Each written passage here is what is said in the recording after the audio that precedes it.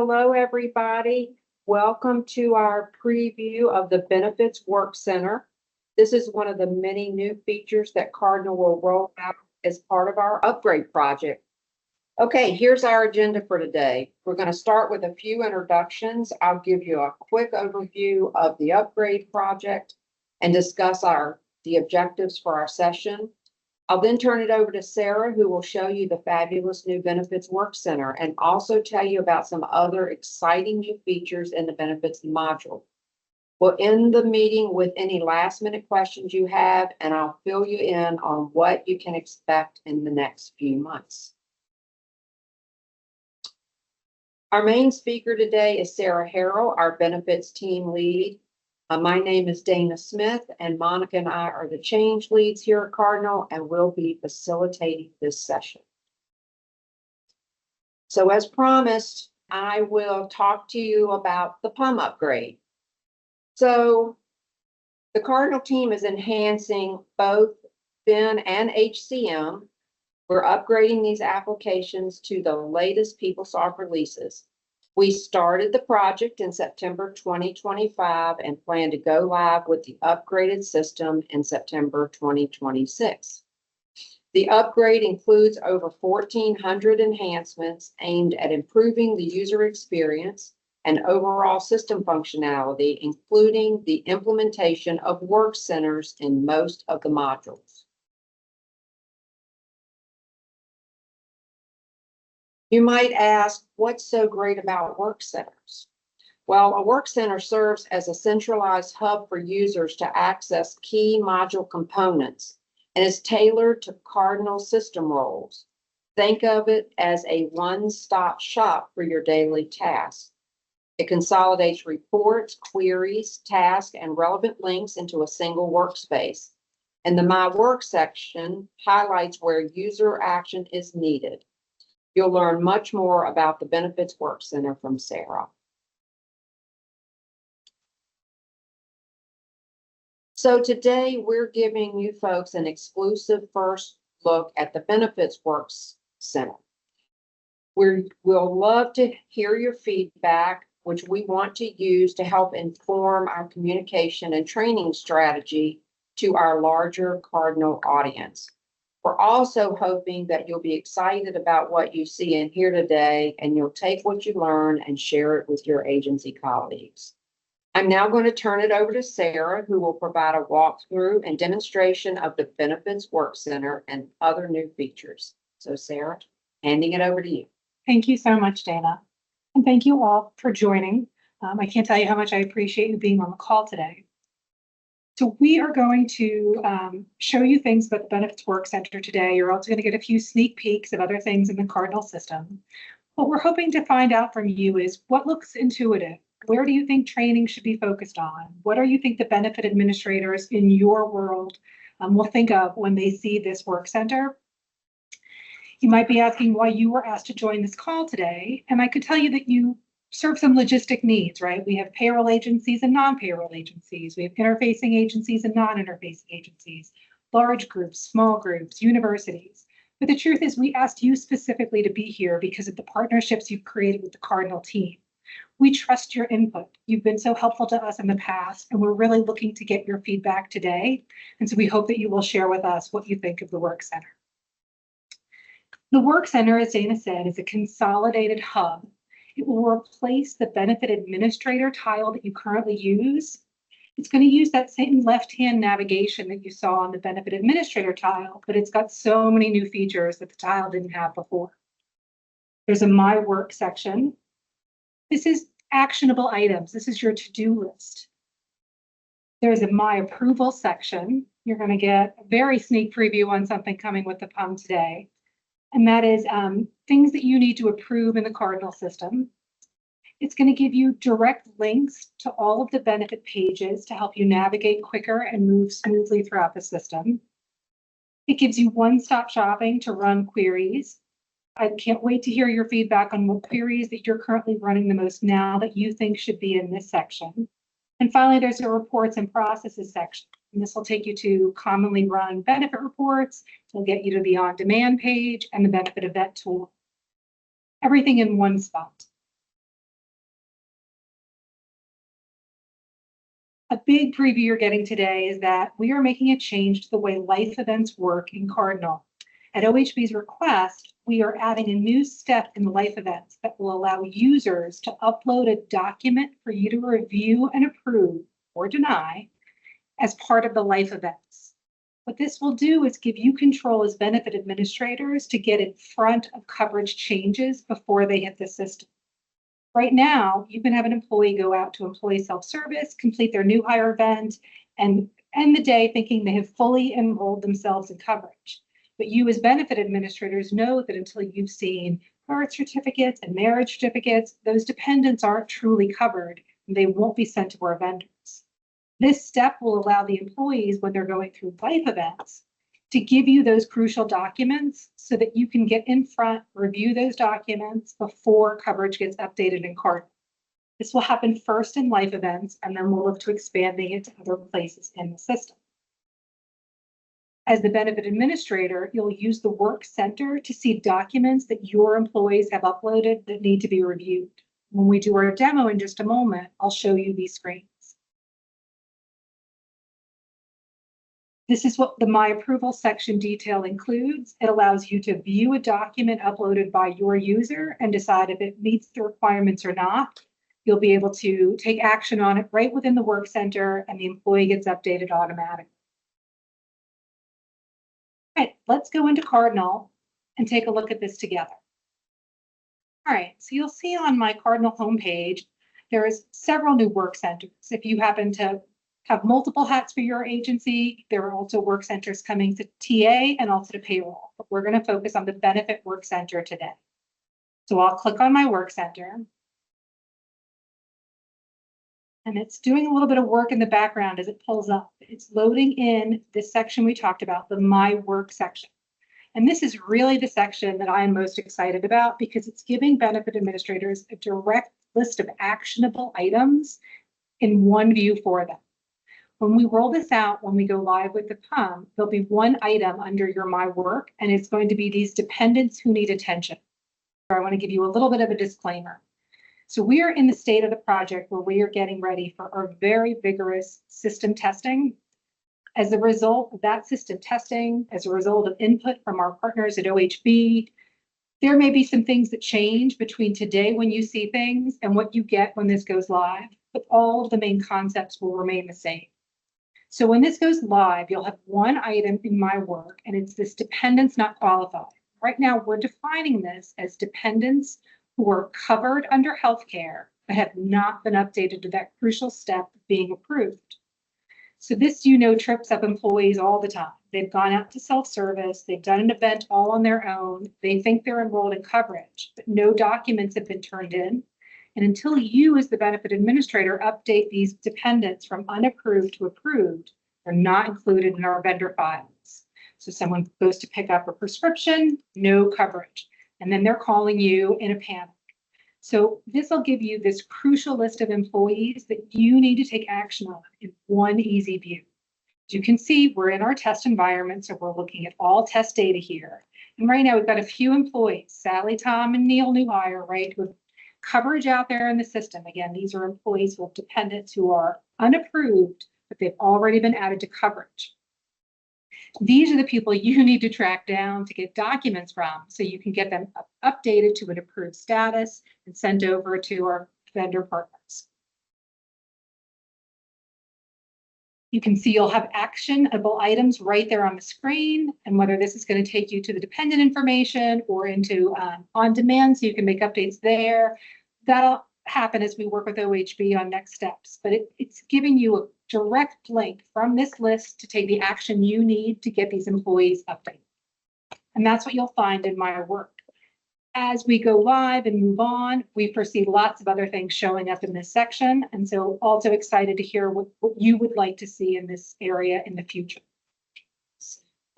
Sarah, we have two questions. Absolutely. One from Sharon. She wants to know, is this replacing the dependent waiting approval report?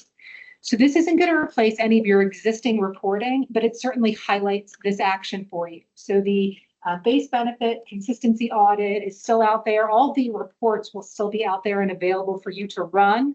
but this is giving you a to-do list actionable item right away. And then Lauren is asking, will benefit read-only roles have access to this? So we are still working through exactly what security options are going to happen. I anticipate your benefit read-only roles having access to some of this, but they won't be able to click on things because the read-only rules will prevent them from taking action. We will definitely keep you updated on that. And as roles evolve, our new training materials will let you know what's going to be included in those roles due to new features and functionality. That's the My Work section. The next section is the My Approval section. This is our big change. So as you can see under this, it's the benefits document filing section. So when I come here, I'm going to see my 2 test employees, Minnie Miller and Sally Smith-Chester, have gone out to self-service and they've started new life events. And I know they've made it all the way through the crucial step of uploading documents.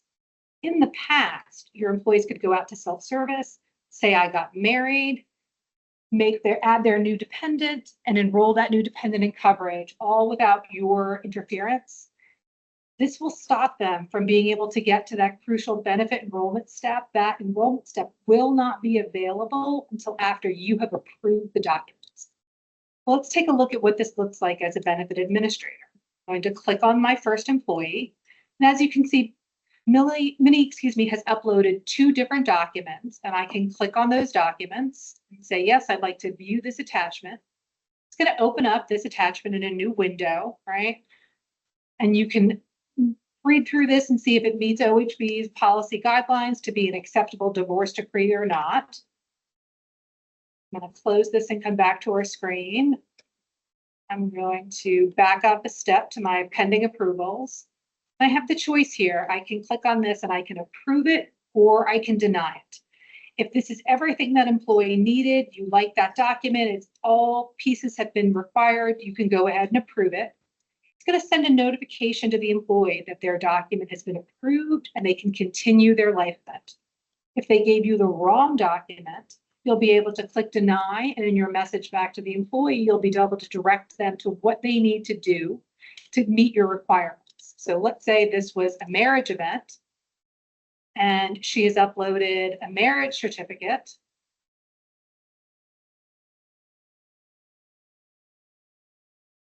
But clearly a marriage certificate between Elvis and Priscilla is not going to get our new hire enrolled in coverage. You would want to reject that document and ask for the appropriate document. So it gives you a way to speak back and forth to your employees. It lets you know where they are in the process, right? They've started this new life event. You're still going to get the notification if they started a life event. But now you'll see once they've gotten to that document step, the documents are out here for you to approve before they can move forward. You can mass approve. You've looked at everything and everybody's good, or you can do them one by one. I'm going to approve or I'm going to deny. We understand that this is a very big change to how life events work now. There will be a lot of training materials to support not just you as benefit administrators in this space, but also employees who will now have other options.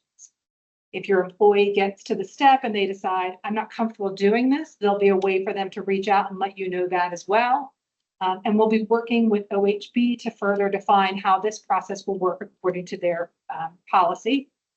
For my OHB friends on the call, we are going to demo for you the employee self-service and the benefit administrator piece of this on our call next Tuesday. So if any questions are popping up from my OHB friends, we'll get into details on our Tuesday call. Sarah, we do kind of have 2 similar questions. One is, can they leave those documents in Cardinal, or they still need to file those documents in an employee's HR file?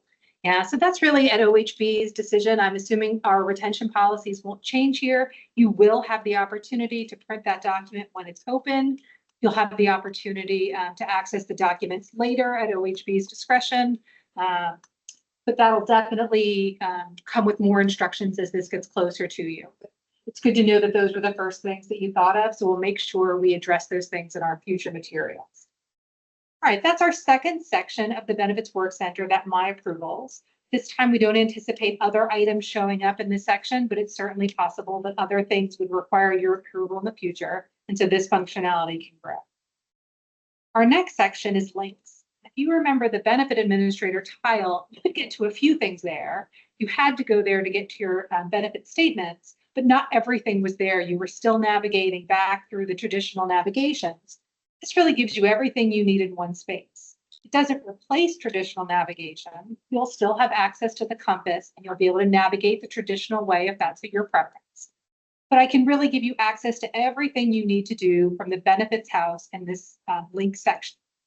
You can access dependent beneficiary information. You can review those attachments. You can review a benefit summary. Let's take a quick peek and I can show you something new coming in this space. Let's pull up my friend Neil Newhire.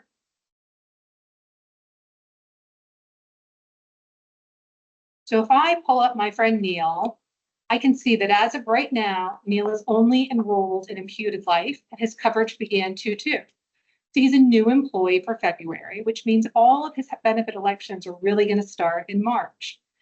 The traditional navigation you have now only lets you see what we call the current benefit summary. But as you can see in the new world, it's just your benefit summary and you have a date refresh option. So let's move this into the future. Pick March 1st and refresh the screen. And now you get to see all of Neil's elections from one screen at once and their future elections available for you. So I can see Neil enrolled in family coverage and covered 3 dependents. And I can see exactly who those dependents are. I get a warning at the top. This is a future enrollment. I can come in and take a peek at his flex spending, his dependent care spending. And of course, he's auto-enrolled in that flex fee because he's enrolled in medical and FSAs. If you prefer the traditional grid, you can pick that as well. If you want to see, I can see at open enrollment time, you being able to use this between before 7/1 and after 7/1 to see if those changes are out there. So this is a little preview of something that's coming. It's this review benefit summary page. Gives you lots of options for looking at coverage at different moments in time. Under the enroll benefits option of my links, you've got access to all of your base benefit pages, all in one spot. Under your enrollment administration actions, you can hit on demand. You can hit our custom benefit event tool. You can see details and you can review those employee statements, all from one spot without having to leave the work center. That's a great segue, Sarah. We have 2 questions. Great. Yeah, Sharon is asking, once the employee gets their notification to finish the event, will the benefits administrator get another notification that the event was finalized and it is complete? So as of right now, there is not a notification at that step, but I will certainly make sure that when we give you your job aids on how to support this process, we'll let you know the reports to run to let you know that that event is finalized. So we have some existing event reports that tell you what events are in what different status, and you'll be able to peek on your higher events and see if they've gone to that crucial finalized enroll step. And will you remind the group how the employee will be notified that one of their documents has been denied? They're going to get an email. If they go into the life event to check on their own, they'll also be able to see it there, but an email will be triggered to the employee at that point. Thank you. Absolutely. All right, so your queries, we've listed the top 10 queries that are most favored in the system. That's how we populated this list, but this would also be another great place for you to share your input with us. Let's take a look at one and you can see how it's going to work in the work center. So this is my VRS missing data query. You can run this for an entire company, or you can run this for one specific employee. So let's run it for Neil, because let's say we just got one of those new notifications from the Payroll Services Bureau that one of your employees is missing TIP data in the retirement space. So when I run this query for Neil, it's going to show me right here on the screen that Neil's got a problem. He's missing his retirement plan. I'm sure you're all familiar with this missing VRS data query. It checks for missing Elig1, it checks for missing VRS Addle Pay, and it checks for a missing retirement plan. It's going to let me know right here. Neil's only been in the system for 4 days. There's a good chance that the VNAV file hasn't uploaded yet, and that's why he's missing his retirement plan. But I love that I can, from this one spot, run my query, see everybody right here. I have my same, I can download this to Excel and work the report in another screen. Or if I got one of my notifications from payroll, I needed to look up on one person, I can check him right here in the screen. We also have a section of reports and processes. We've divided this into two sections. So my enrollment processing reports, I can get to my crucial ACA recon report without having to navigate to a completely different section in the system. My base benefit consistency audit, all available for you right here. I can run this report the same way I always would, right? Let's take a look on my employees who were less than 16 and run my report. I get my same process scheduler. I have access to the process scheduler. I can pull my report, same as always, but it's all in one spot right here for me. We've given you this section of enrollment and processing reports, and we've given you a section of recon reports. So these are the top reports that we promote as helping you be good partners in the payroll process, right? We know benefit administrators are heavily involved in the recon. So these are our recon support reports. So we've given you a section of those. So what we're hoping this will do is sort of highlight reports that are super useful and are also out there available for you on a regular basis to keep up with your busy tasks.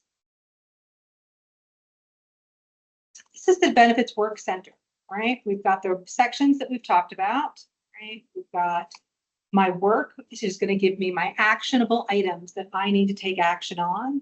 It's going to give me my approvals, those benefit documents that are ready for me to review, my one-stop links to get to anything in the benefit space, and then the queries that we know you're running on a regular basis, the queries that OHB would like you to run on a regular basis. You'll see our FSA fee queries out here, right? Those that check for employees who are missing a fee or have a fee but don't have an FSA.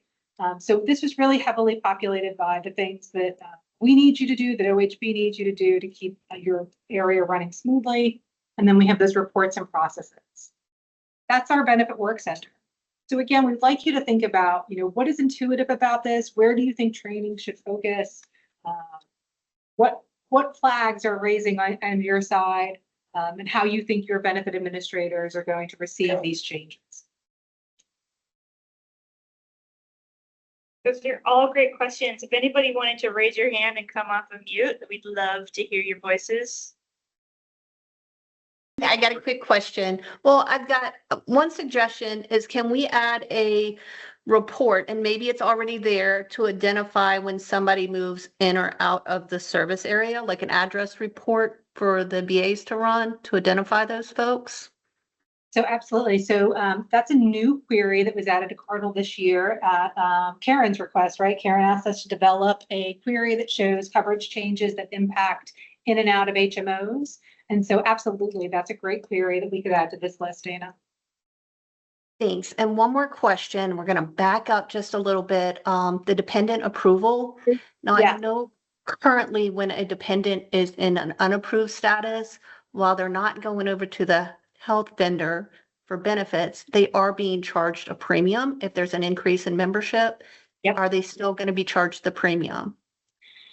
So we are addressing that. So there's sort of twofold to this. So it was that problem that OHB asked us to solve that drove us to the document uploads, right? So OHB really did not want people getting charged for premium changes until the documents and the dependent had been approved. So that's why we're implementing this new feature of documents in the life events. Some people are going to use that method and they won't have coverage changes until those are done. But this is for life events. And so you're still going to have employees at their new hire, right, who are going to be able to complete their enrollments. You're still going to have employees who started this process before we went live. So if I started my life event and I finished it right before we went live, I wasn't asked to upload a document. There's always still going to be that small list of dependents who need to be updated.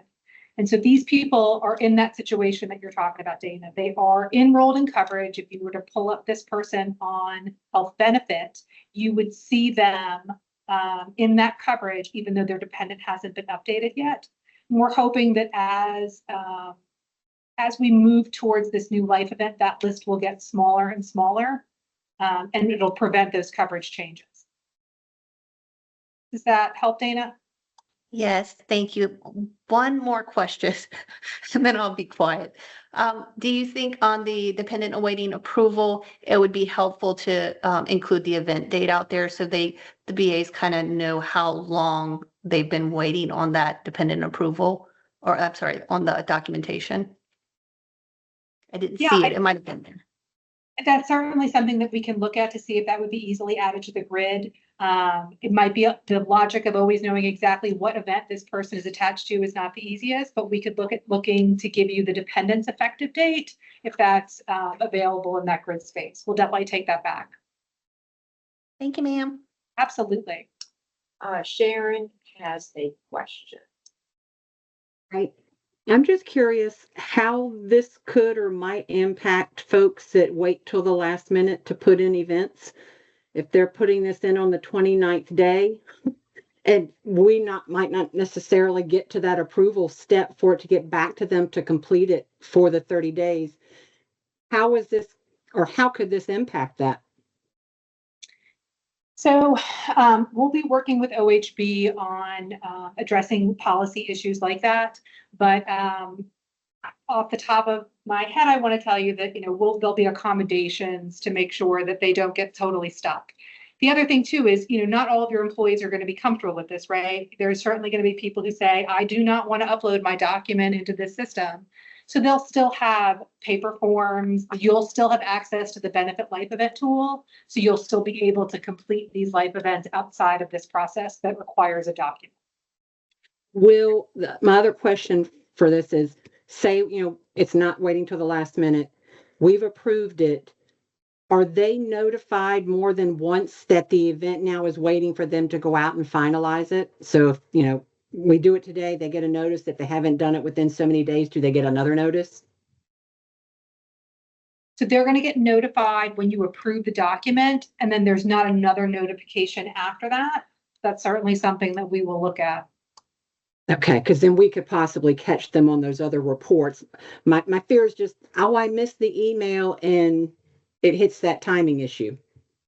Yeah, so when you approve the document, that's when the event gets created behind the scenes. So if you imagine this, when you go to the benefit life event tool now and you save that event, it creates that trigger that you can then process on the on-demand page.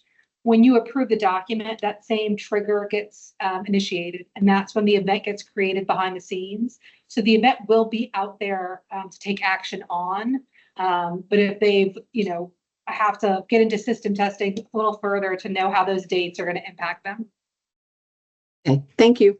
Yeah. And then Sarah Lauren is asking, so is this going to fix the issue of people not pulling dependents to coverage or not adding them through a QME? When that happens, we don't get notice of unapproved dependents. So this isn't going to fix that, Lauren, but something else is. So here's another sneak peek. As part of the new features that you'll see when we go live, we are going to remove the ability for employees to just update dependents outside of life events. So right now you have employees that go out to employee self-service, they add a dependent, and then they tell you, I got married. And you know what happens, right? The dependent gets added effective today. The marriage was effective a month ago. They can't find that dependent. They add them again. And now they've got 4 spouses in the system. And because you've lost the ability to delete spouses, you have to put in a ticket to my team, and we have to go delete a bunch of spouses. So we are fixing that problem. And it is, employees will not be able to make any changes to dependents outside of events going forward.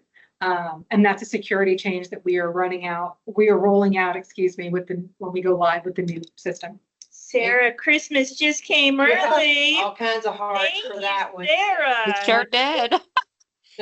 Sarah, you knew that question was coming from me. I did. I should have put a slide in there for you. Yes, we are getting rid of that altogether. If you are not in an event, you cannot change your dependents. We'll let them see the dependents, but that screen will now be read only with some nice text at the top directing them to contact their benefit administrator if they need to make a change. And Angela, I didn't forget you to ask a question. All of these fabulous new features are scheduled to go live in September of 2026, this year, in Yes. just a few short months.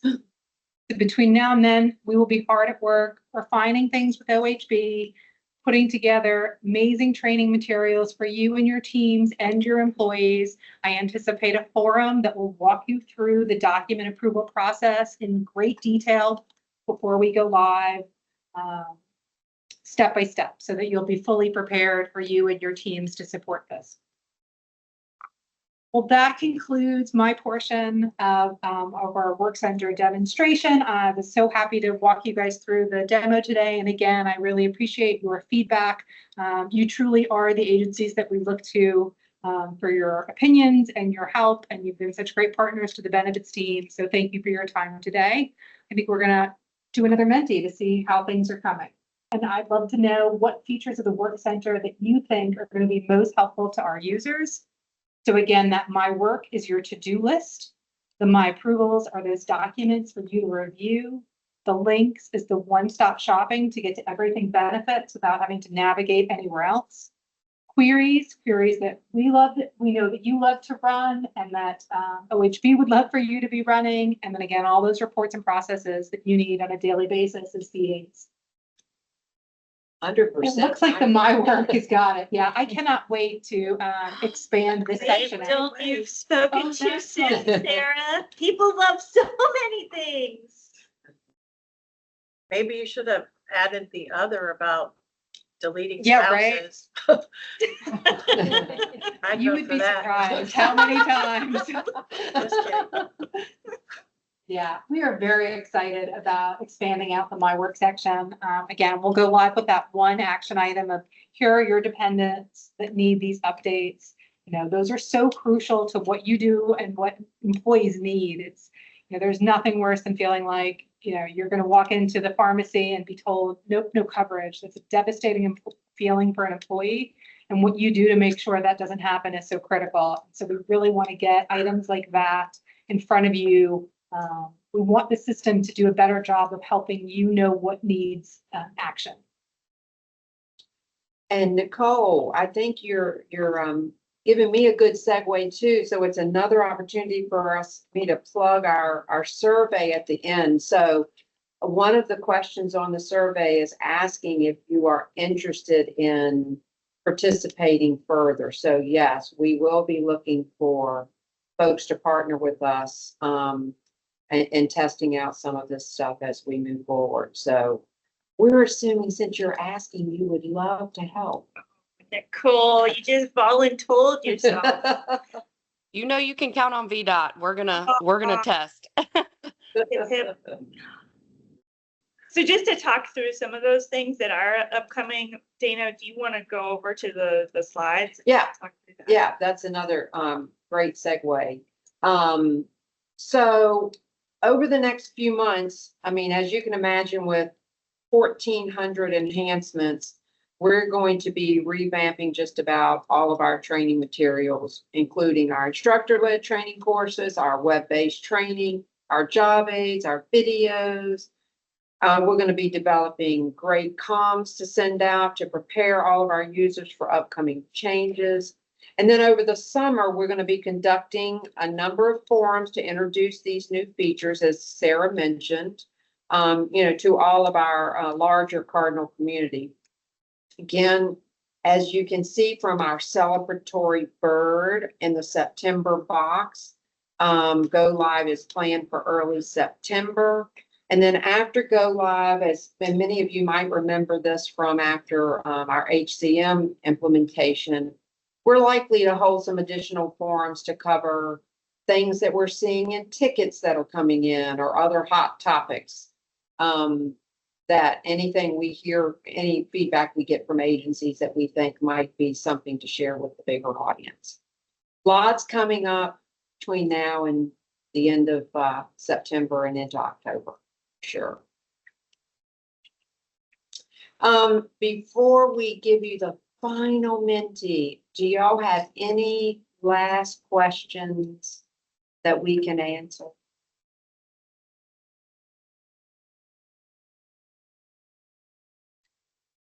Okay. So we are holding these for all of the applicable modules that are impacted by work centers. So we just met with our time and attendance folks yesterday, and we meet with payroll on a Tuesday.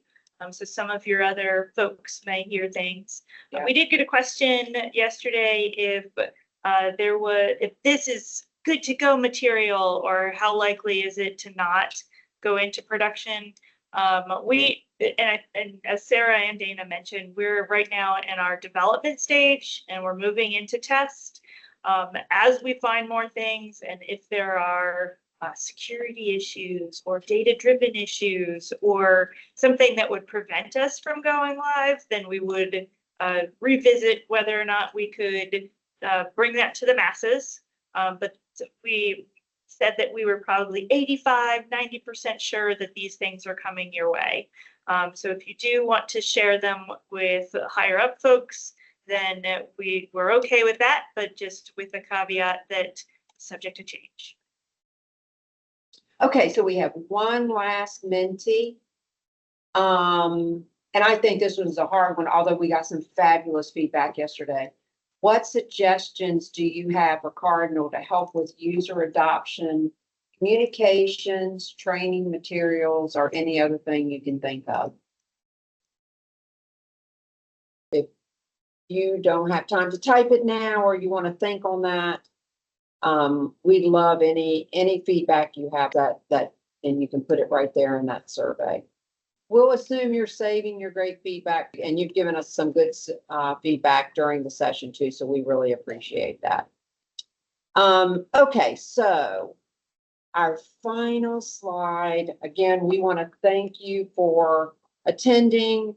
I'm going to put in one last plug for our fabulous survey. We've got a QR code here. We've also got a link, but we really do appreciate y'all taking time to join us and give us your thoughtful feedback. And we look forward to working with you over the next few months. Have a great rest of your